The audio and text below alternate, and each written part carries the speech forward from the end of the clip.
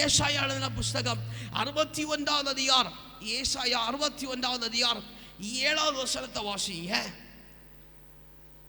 ஏசாயா 61வது அதிகாரம் 7வது வசனத்தை வாசிங்க. உங்களை வெட்கத்துக்கு பதிலாக பலன் வரும், லட்சைக்கு பதிலாக சந்தோஷப்படுவார்கள், தேசத்திலே இரட்டிப்பான சுதந்திரம் அடைவார்கள், நித்திய மகிழ்ச்சி அவர்களுக்கு உண்டாகும். அல்லேலூயா, அல்லேலூயா. இந்த வேத வசனத்திலே தெளிவாய் சொல்லப்பட்டிருக்கிறது. மகிழ்ச்சியின் சங்கீத விஷயத்தில் ஏசாயா தீர்க்கதரிசி மூலமாய் அங்க வருகிற ஒரு காரியம் நித்திய மகிழ்ச்சி. அல்லேலூயா, அல்லேலூயா, அல்லேலூயா, அல்லேலூயா.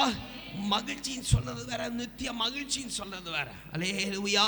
இங்கே வேதவசனம் குறிக்கிறது, அழகா சொல்லப்பட்ட கர்த்தருடைய பெரிய செய்கைகள், பெரிய காரியங்கள் நம்முடைய வாழ்க்கையில ஒரு கனவு காண்கிறது போல ஆமென். புறஜாதிகள் கண்ணு தேவனுடைய நாமத்தை மகிமைப்படுத்தத்தக்கதான சூழ்நிலை நம்ம வாழ்க்கையில ஆண்டவர் ஏற்படுத்தி இருக்கிறார்னா மறுபடியும் மறுபடியும் ஆமென் புதிய காரியத்தை அவன் புதிய ரட்சிப்பினுள்ள ஆமென் நல்ல சாக்கியத்தை மறுபடியும் மறுபடியும் தேடுகிறதல்ல, அதிலே வளரும் போது அதிலே ஜெயிக்கும் போது அந்த காரியம் நமக்கு வரும்போது இது நிமித்தமாய் பூரண நித்திய மகிழ்ச்சி உண்டாகும்.